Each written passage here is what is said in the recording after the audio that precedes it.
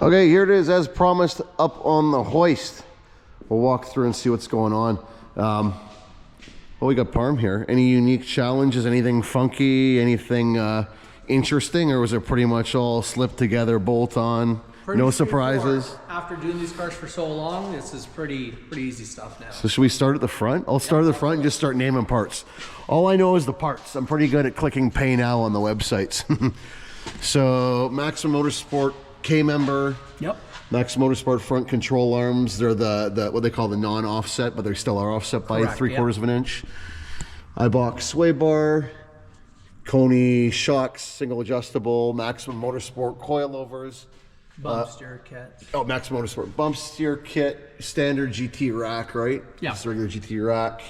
Wilwood 6R 13-inch rotor front brake kit. Let's see there. While we're under here as we work back, ARH 1 3/4 stainless steel long tube headers with their X pipe.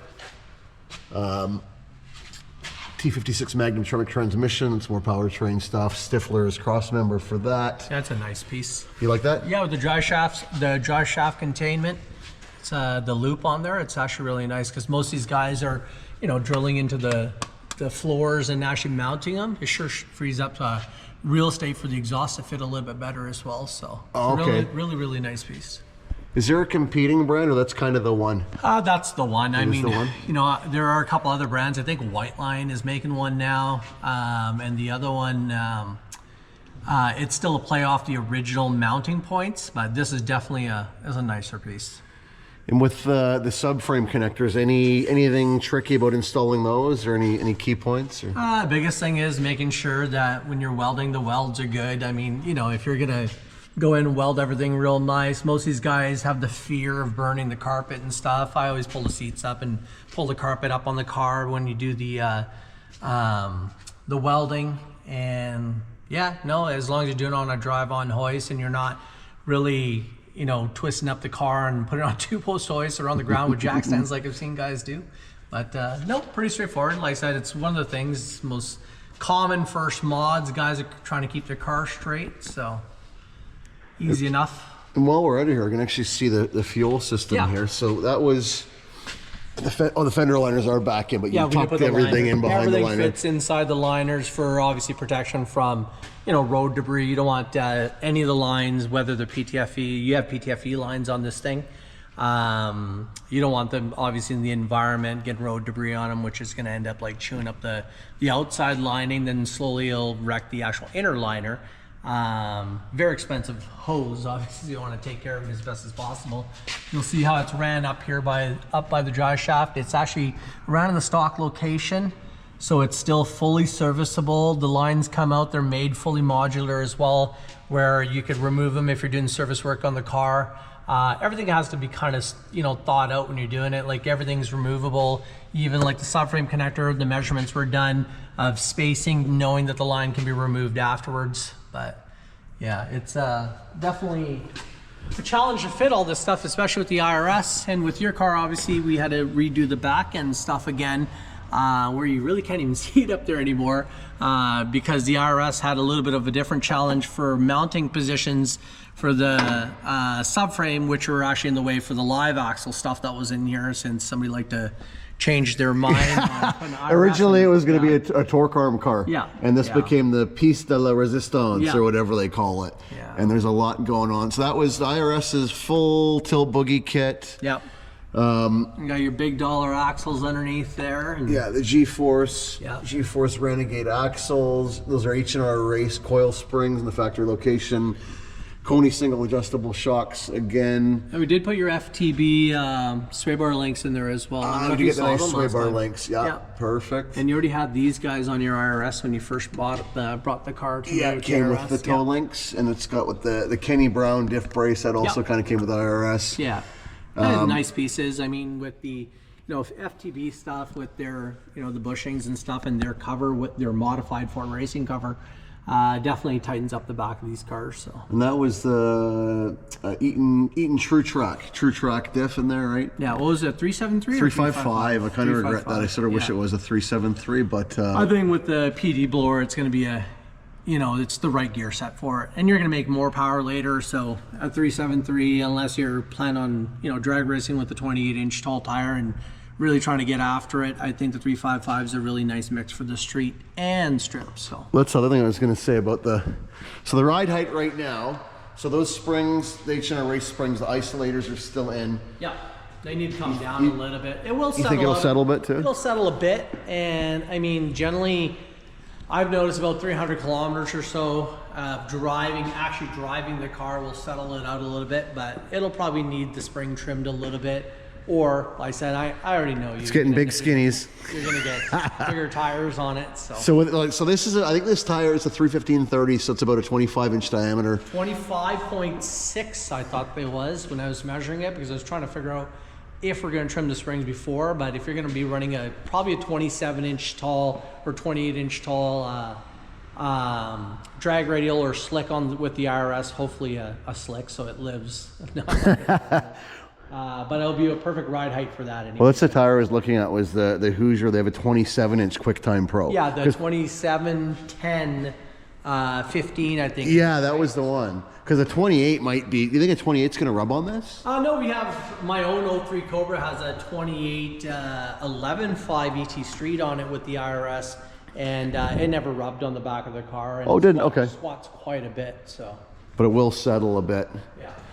In the front is a 275-pound, 12-inch coil spring.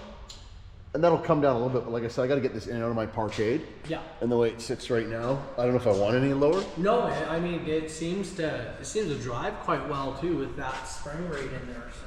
Which one was the catalytic converter that got hot? This side that's all blue. You see, it's purple on the outside there. Oh yeah. Yeah. It's a little bit harder to tell now. We replaced it with a newer, higher performance substrate. Right? Yeah. Yes, that's what we did. Yes. To be EPA legal. Yes, to be compliant. Yeah. To be compliant. So, but yeah, that's about what's going on underneath. You can see the Innovators West 10% overdriven pulley. Oh, there's the air filter there. Yep. Right down the fender well. Hence my concerns of road debris. Yeah. Yeah. No kidding, right? But it's so clean. So clean underneath. Look at that. Yeah, it turned out really well. It's too bad the regulator and all that's hidden. I probably got photos. I'll insert a photo from before that was on, because I think I have a few pictures of the fuel system going together as well. Oh, you do? Okay. Yeah. But yeah, the way that was tucked away was so nice. So yeah, it's kind of got about all you can do to underneath here for a street car. What I haven't driven it yet. I'm going to take it away in a couple days here for the first drive. What do you think with all that suspension pieces on, especially like the Max Motorsport K member up front? How does it drive compared to a stock suspension Mustang? It drives well. I mean, normally you will only have problems with cars that are full race. So the guys buy the wrong spring rates, they buy the wrong components. But I mean, Max Motorsports stuff's been proven street, race, even track stuff, which obviously your car is going to be a kind of a mixed match of everything.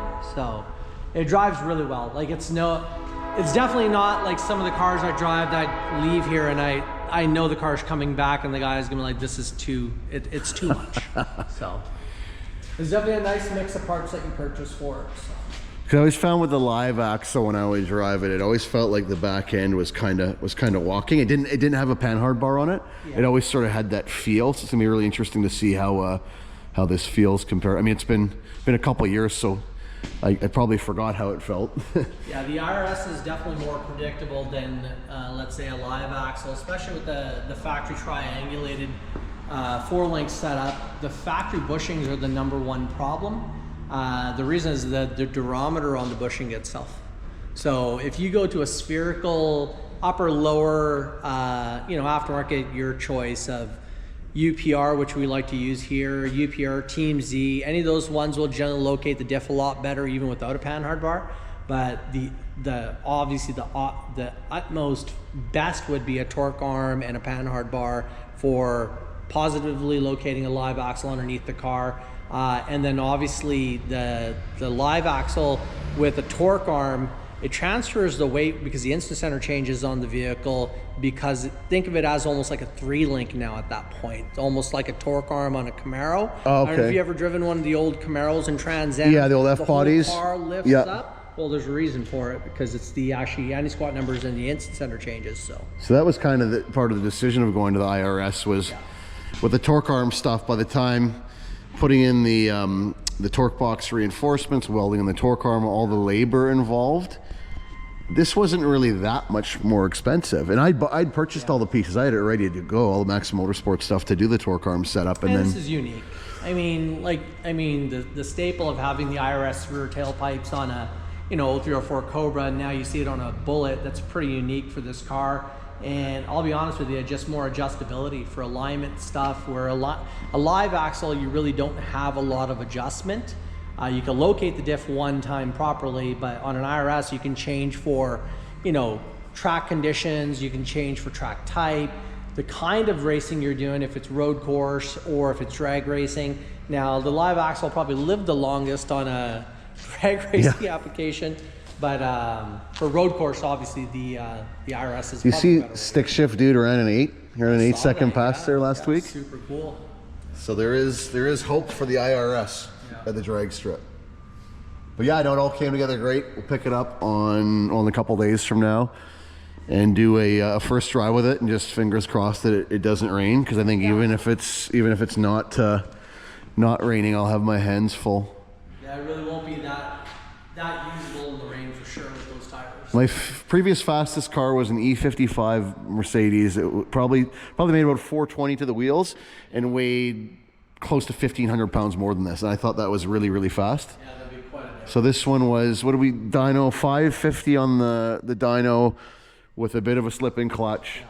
So call it 575, 580. Yeah. Break the clutch in properly, bring it back, go up one size on the pulley, still on pump gas, and hopefully see 650. And then maybe something fancy for next winter to go beyond that. Stay tuned. Right on. Well, there it is.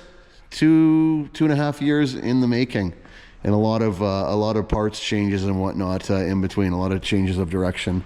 Not Parm's fault. This guy's fault. So anyhow, looks great, and yeah, we'll have a first drive video coming up soon. So thanks again, Parm. Looks amazing. Awesome. Thanks for trusting me with it. Top notch. That's what I forgot. 43 millimeter Ford Taurus of all things, sliding rear calipers. So. Brake bias is really good with that. Brake bias is good? Yeah, it's absolutely. I was actually pretty shocked. My internet research told me that we should do the 43 millimeter calipers. So, so the internet was actually right about something, maybe. And then actually, when we do I've actually got the drag pack wheels. I guess I'm gonna have to grind the. There they are. Grind the knuckles down. On the bottom of the knuckle, it usually is the clearance issue. Yeah, so I do have the wheels. So. Well, certain wheels do clear. Certain 15-inch wheels do clear the IRS stuff. Oh. It depends on the actual drop center on the wheel. Okay. Some of the guys used to run the old steel wheels. Remember the American Racing? They had the pink and the black, pink and the blue pinstripe on them. Those clear. Really? A 15-inch wheel? Okay. Because the Race Star wheels I bought, it's the exact same set I sold a year ago to buy these. I bought back the same ones. The guy that I sold them to, he had Mach 1 rear brakes, and they actually cleared the brakes no problem. Yeah. So I know that part. The brakes are not the issue, it's the actual IRS, the knuckle. The knuckle there, yeah, the knuckle right in there. So get the grinder out for that one probably. So the last tidbit here. Mud flaps. Stay or go, stay or go. I think we know the answer. They need to go. Yeah, gotta go. Gonzo.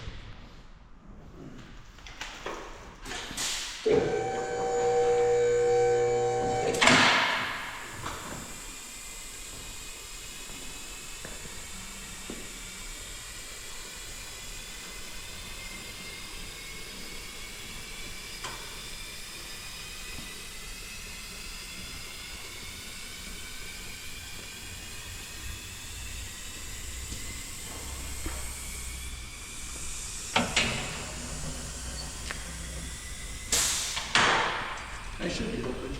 Perfect.